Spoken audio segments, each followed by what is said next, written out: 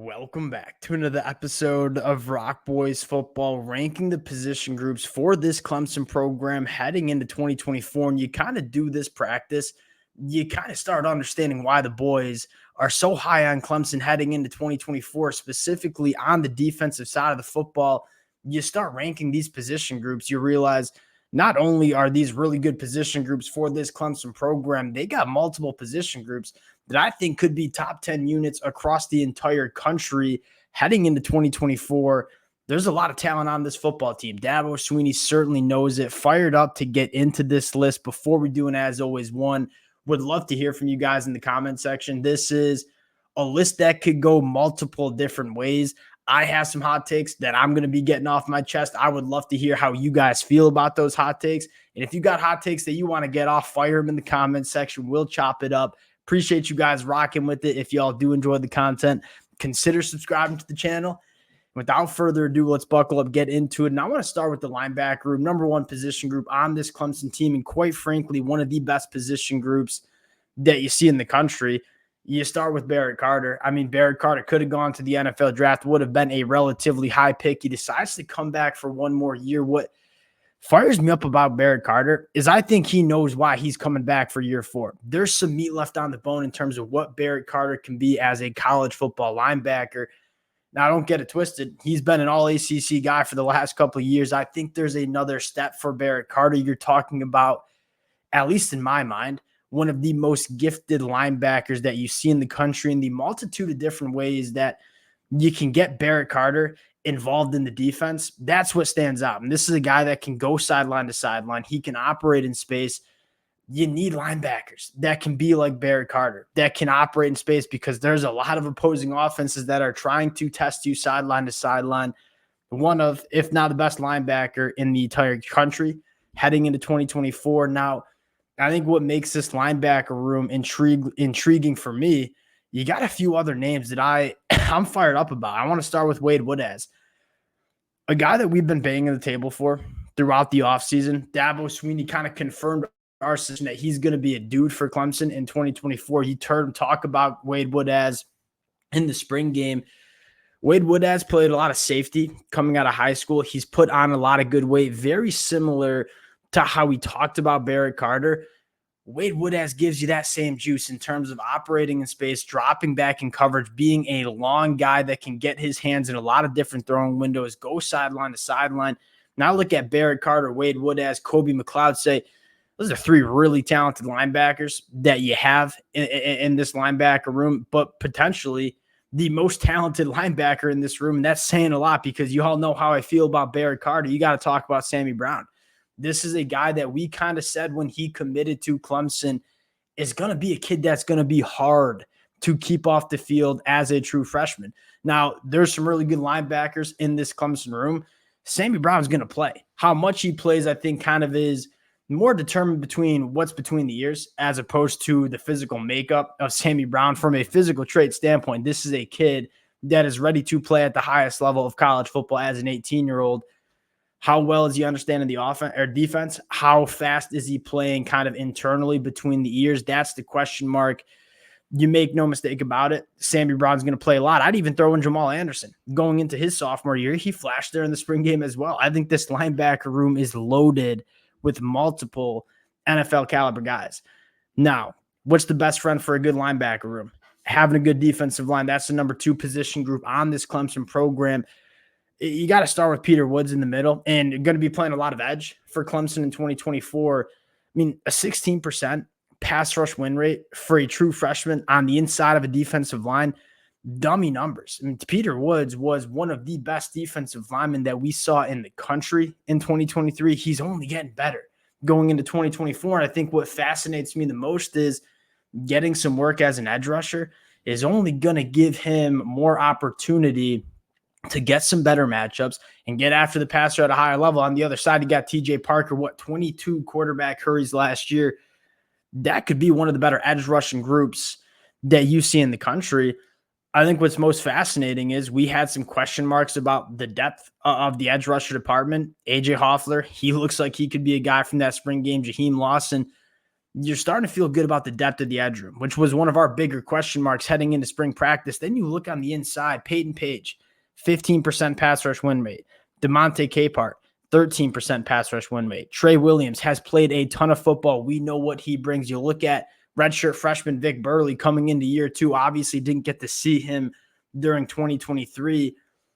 This Clemson defensive line is chock full with NFL caliber guys, but it's also deep. And I think that's what makes you so excited for Clemson heading into 2024. This front seven, that linebacker room playing behind a defensive line, a lot of different ways that you can make a lot of opposing offenses very uncomfortable with that front seven. Going to number 3, sneaky, good position group, the secondary. Now, I think on paper, a lot of people are going to say Clemson takes a step back. You lose Nate Wiggins, really good football player, to the NFL. Andrew Makuba going to Texas.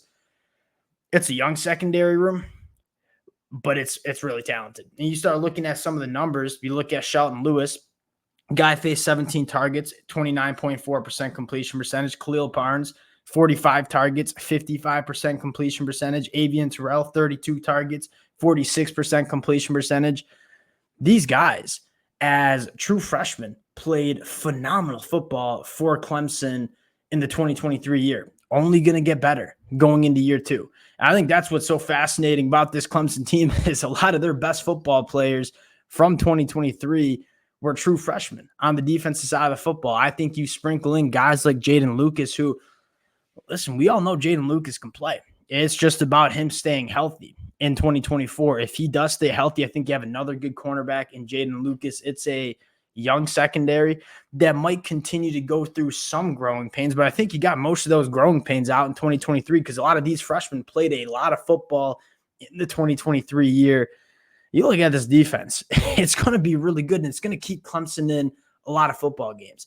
Now, going to the offensive side of the football, that's obviously the big question that we have for Clemson. My number one position group on offense coming in at number 4 overall, the wide receiver tight end spot. I guess we'll call it the pass catcher room. Let's start with the tight end position. I think arguably the most dynamic pass catcher on this football team, Jake Bringenstool. I think what he means to Cade Klubnik, and you talk about how can we make Cade Klubnik as comfortable as possible going into 2024, Jake Bringenstool is your answer. And you talk about the catch radius, the ability to be a matchup nightmare, commanding the middle of the field. We all know a young quarterback's best friend is going to be a big-time tight end. I think Jake Bringenstool can be that guy, was that guy for Cade Klubnik in 2023. The question is the wide receiver position. And why I have this unit over the offensive line, which certainly might be a hot take for a lot of Clemson fans, there's a lot of potential in this room. You talk about true freshmen, TJ Moore, Brian Wesco, but Adam Randall, Antonio Williams, Tyler Brown. There's a long list of guys that have the capability of being 500, 700, maybe even 1,000-yard catchers for this Clemson offense in 2024. I think the big question is, can you realize that potential? You look at a kid like Adam Randall, has just struggled with injuries and consistency. Antonio Williams, brilliant true freshman year, struggled with injuries year 2. Tyler Brown, really, really good as a true freshman. Can he build on that going into year 2? We've seen all of these guys play really good football. Can they all do it on a more consistent basis in 2024? That's the question. And if that is the case, and Cade Klubnik takes that step, this Clemson offense can be a really, really fun offense to watch in 2024. You just got to have these guys take that step. We talk about a lot of these programs in the offseason. Sometimes you just have the conversation and say they don't have guys. Clemson has the guys. Now they just got to put it on the field. Going to number 5, it's the offensive line. And what kind of excites me about the offensive line is if these guys stay healthy, I think there's a lot of good players on the offensive line. I think you only have one question mark, that's at the center spot, and you have Ryan Linthicum or Harris Sewell, guys that we're kind of confident can come in and play good football. I think the big problem with Clemson last year is they had so many different injuries and they were kind of moving guys all around the offensive line. It just never seemed like they had these starting 5 consistently healthy, playing in the right spots for multiple games. And I think that caused some inconsistencies in the offensive line.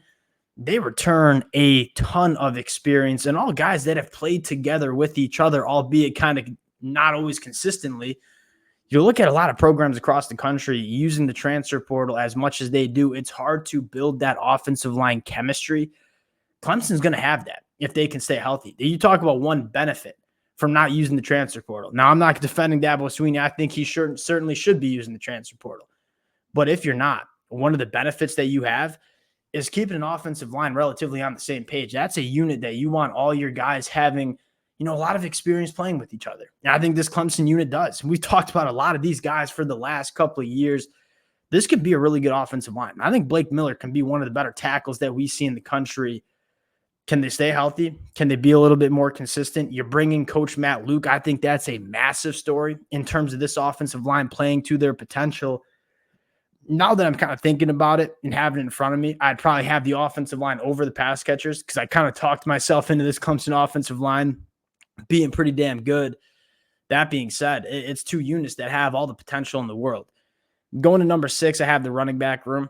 Nothing to do with Phil Maffa, one of the better running backs that we see in the ACC. I think the big question is who's your running back 2, who's your running back 3. Now, Phil Maffa is a kid that is capable of taking 25-plus carries a game. But ideally for this Clemson offense, you want a running back 2 that you can rely on to keep Phil Maffa kind of fresh throughout 12 games of a season. That's the question mark that I have. That's the reason they're coming in at number 6 when Phil Maffa might be the best offensive player on this Clemson football team. You got to be deep in the running back room. They got to show me that in 2024. Going to number 7, Cade Klubnik.